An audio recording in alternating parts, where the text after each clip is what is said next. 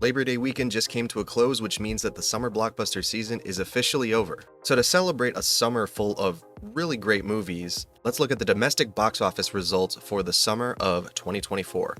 So starting off, I just want to give a few honorable mentions. I really liked The First Omen. I just watched that on Hulu pretty recently. I would definitely recommend that. Really interesting stuff. Really artsy, connecting to that first movie. So it's kind of like a legacy prequel in a sense. I really dug it. I dug it a lot. As we scroll up, we see Shaun of the Dead got a re-release in 2024 that did a little bit of money. There you go. Focus Features. There's a little over $500,000 just off a 20-year-old re-release. Monkey Man was a good directorial debut for Dev Patel. It was all right. There's some action in it that is shot well, and then there's some action that's shot not so well. But you know, for a first film outing, I think he definitely has a voice, and that voice is really interesting. Scrolling up, I don't see a lot of stuff that I recognize. Oh, there we go. Dune Part 2. Total gross of $282,144,358. I'm actually pretty surprised that it just recently grossed $1.5 million, considering that this movie wasn't released in the summer. It was released back in March, May, I want to say. So good on that. That's probably the best movie I've seen all year. It's weird to see it so low on the release, but hey, at least it made its budget back. The Lion King got a re-release. Of course, that's going to make a couple million. Return of the King got a re-release. That's going to make a couple million. Two Towers got re-released. That's going to make a couple million. So, you know, Warner Brothers really raking it in with the re-release of the films. There's Fellowship of the Ring, Ministry of Ungentlemanly Warfare. I believe that was that a Guy Ritchie movie? Yeah, I'm actually pretty surprised that it made $20 million. I think I heard very little about this movie. I saw the TV Glow, still haven't watched it yet. $5 million, I'm sure that had like a small, like 1.2 million budget or something like that. Kinds of Kindness, that's Yorgos Lanthimos with Searchlight. $5 million. I don't know how much it made. Or how much it took to make this movie, because there's quite a few stars. You've got Emma Stone, Willem Dafoe, I believe Jesse Plemons is in it. So there's a lot of big names. So it doesn't have like the same scope of Poor Things. Like I don't think there's as much CG. In fact, this movie looks like it's sort of like a very hamstring budget. It looks kind of like they shot this in between shooting Poor Things. So a lot of the reoccurring actors from those movies coming over into Kinds of Kindness. That just hit Hulu, so I'm excited to check that out. Above that, we got Ghostbusters Frozen Empire. Sony making $113 million. I'm going to guess that this movie cost about $150 to $200 million because there was a lot of visual effects in it. It's a very okay sequel.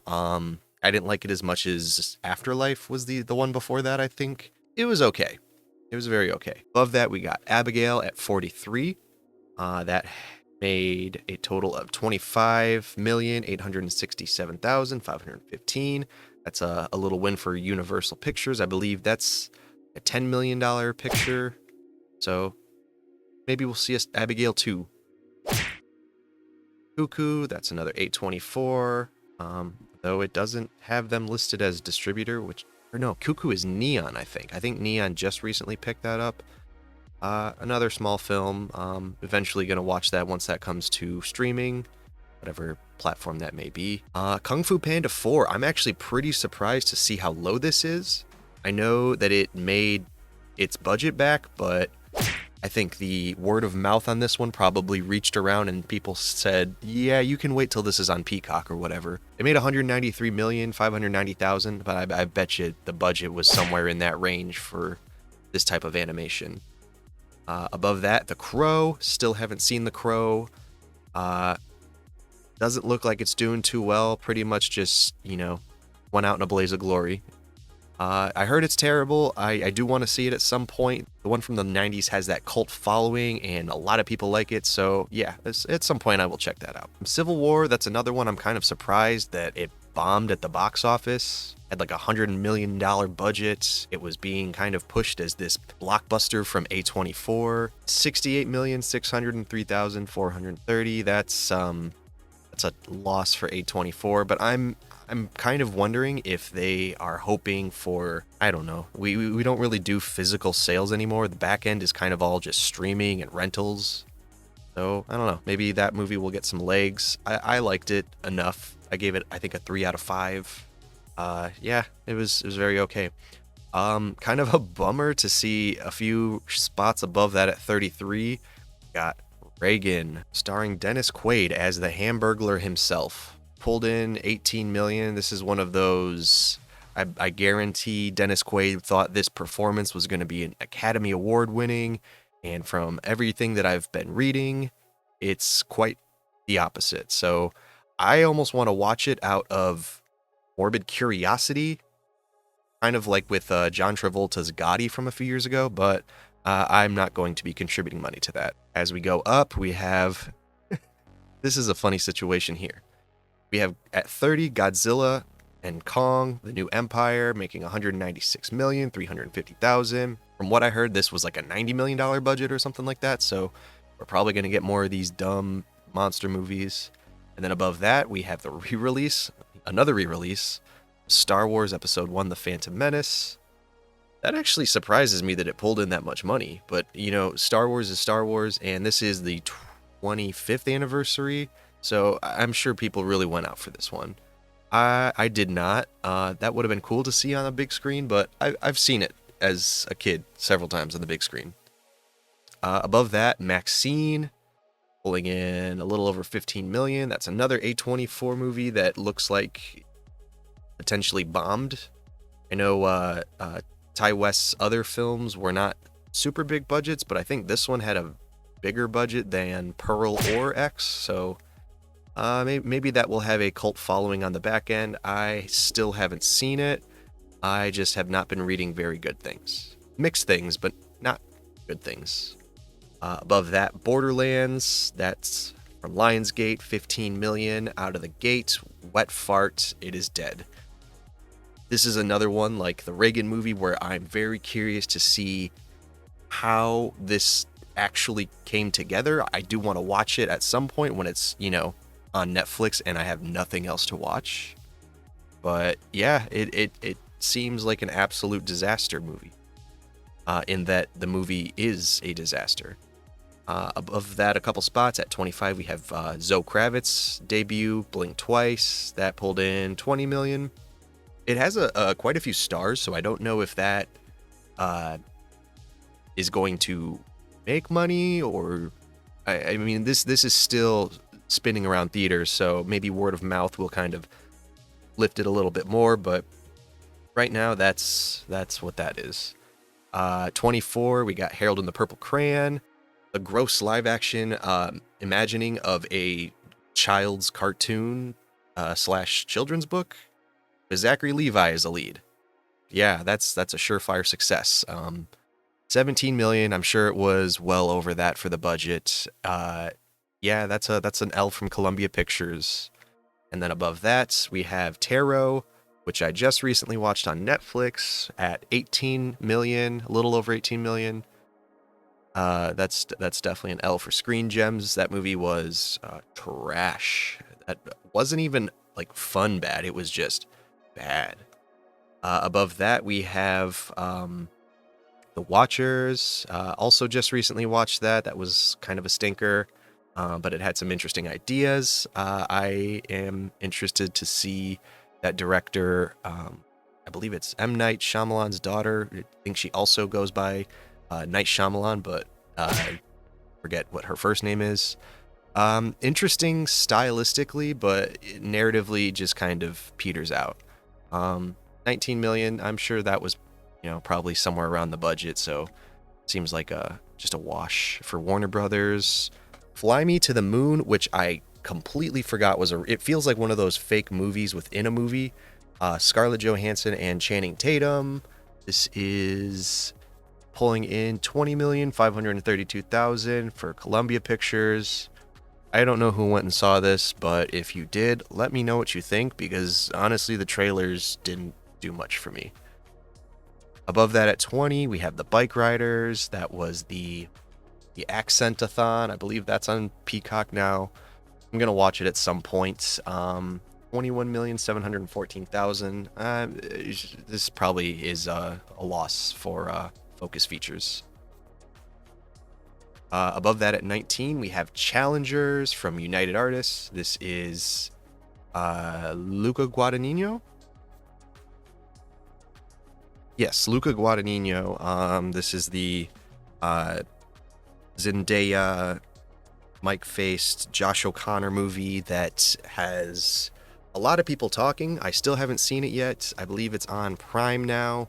I'm a part of that problem of, not being able to support every movie at the theater, but what are you going to do? Ticket prices are what ticket prices are.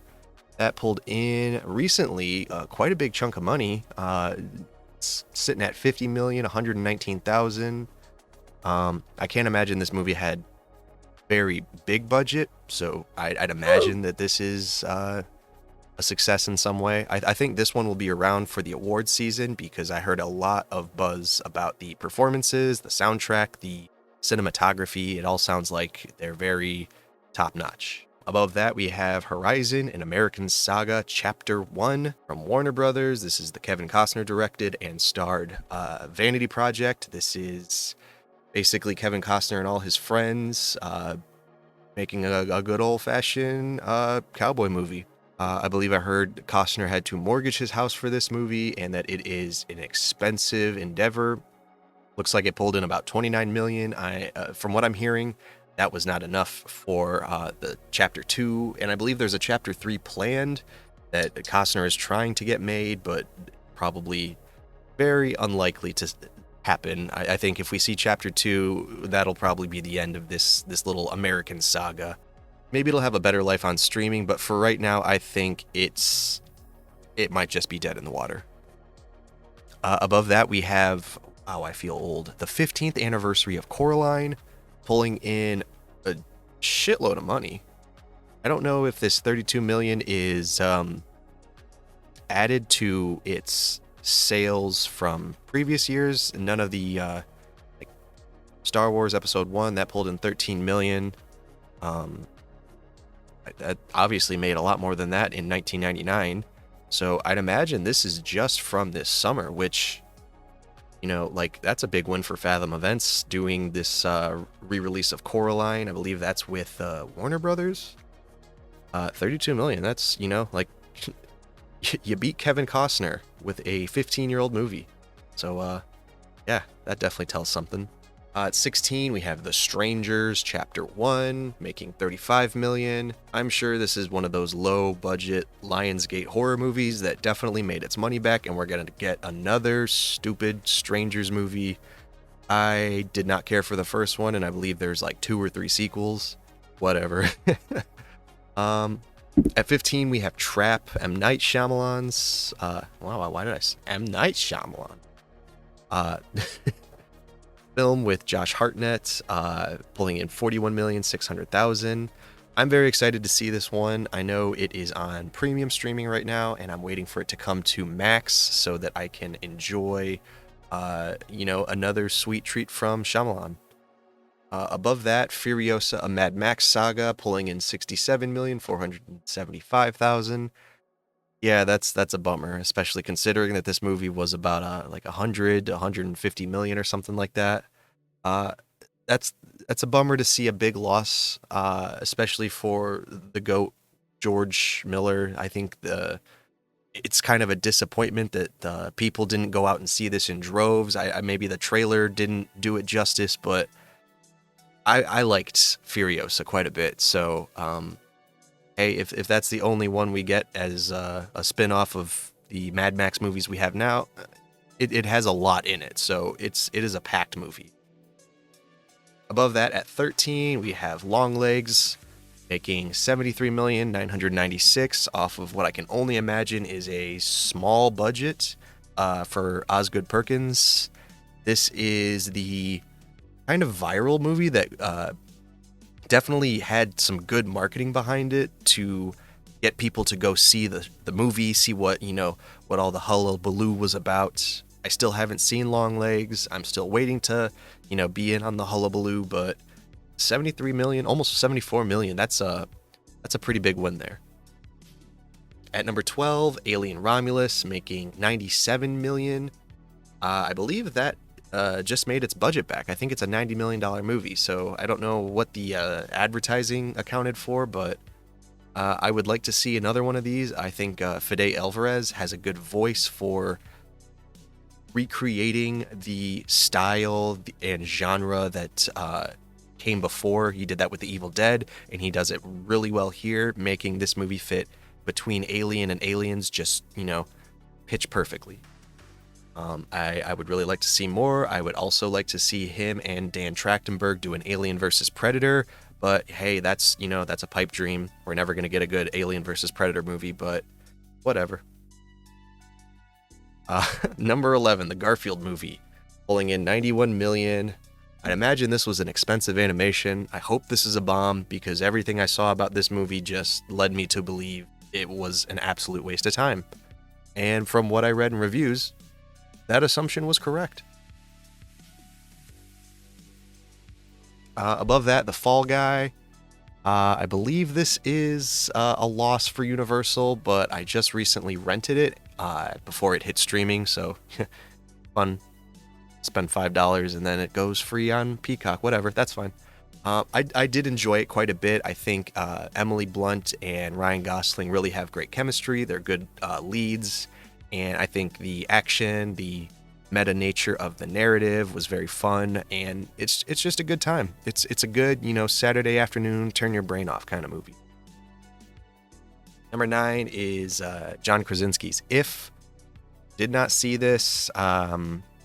I read enough reviews to go, okay, I saw Foster's Home for Imaginary Friends on Cartoon Network when I was a kid. I think I understand what's going on here.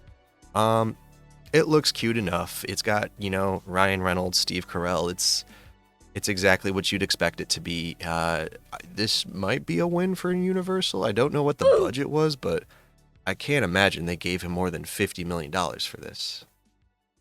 Number 8, we have It Ends With Us, pulling in an impressive $141 million. I gotta imagine this is a big win for Sony Pictures. This is a Blake Lively project. Haven't seen it, but enough people are going to see it, so there must be something interesting about it. Number 7, A Quiet Place Day 1. I got to see this, I believe, on day 1. I think we saw this day 1. This is 138 million, almost 139 million. Paramount Pictures. I really enjoyed this one. I think this one, I probably enjoyed it a lot more than the last Quiet Place movie, the second one. This one definitely had a better character connection. Like with the family in the first two movies, they're fine, they're okay, they're whatever. But I feel like with this one, it's a simple narrative. They're in New York, alien attack happens, and this woman who has terminal cancer just wants pizza. And it's so simple, and it's so beautifully done, and I think it nails the emotions that it's going for, and the ending is just, it's an absolute microphone drop. Number 6, we have Kingdom of the Planet of the Apes. I caught this a couple months back on Hulu. This is 20th Century Studios rebooting, well, I guess not rebooting, they're continuing the Planet of the Apes trilogy from the remakes from about a decade ago. It's solid. It's definitely a solid structure to start a new story. They have interesting characters. There's an antagonist who's interesting that may, not be in it enough and could have been utilized much better, but I digress. I think there is still a lot of good room to work with in the Planet of the Apes playground. So 171 million, 130,000. I'd imagine that is pretty close to what the budget was too. So yeah, maybe we'll see another one of these. I think, Disney will definitely try to invest in another one at the very least, I would hope. Above that, we have Bad Boys Ride or Die, another one I didn't get to see in theaters, but pulled in a ton of money. 193 million, I think off like a $50 million budget or something. So this is doing some success. Number 4, we have Twisters pulling in a whopping 264,500,000 for Universal Pictures. This is definitely a big win. I think Universal is kind of riding a high right now between these two movies, at the number 4 and the number 3 spot, because Despicable Me pulling in a almost 358 million is impressive, considering that this is like the 6th Despicable Me movie, if you count like the Minions and everything, probably more. But clearly the returns are not waning. They're still making a lot of money. It also doesn't hurt that you're putting it in, almost 4,500 theaters, so that's something to put into consideration. Number 2, this is pretty predictable. Deadpool and Wolverine. We've heard all the hullabaloo of the R-rated grossing, highest grossing R-rated movie now. 613,842,000. This definitely jolts the MCU with a much needed burst of energy.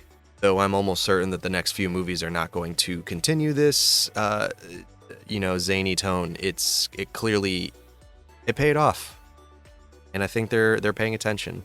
And finally, at the number 1 spot for Disney, Inside Out 2, with 651,966,719. I believe it actually broke $1 billion internationally, so big hit for Disney. I'm gonna guess that they're probably going to get the Academy Award for animated feature unless, something much more amazing comes out, which I hope it does, because, I'm kind of tired of seeing Disney win awards. It's like, yeah, no shit, the studio with $1 billion can make a very pretty picture. So that has been the domestic box office for the summer of 2024. Let me know what you thought of this summer in the comments below. What was your favorite movie you saw at the theater this year? And as always, I've been Barista Bran. You've been awesome.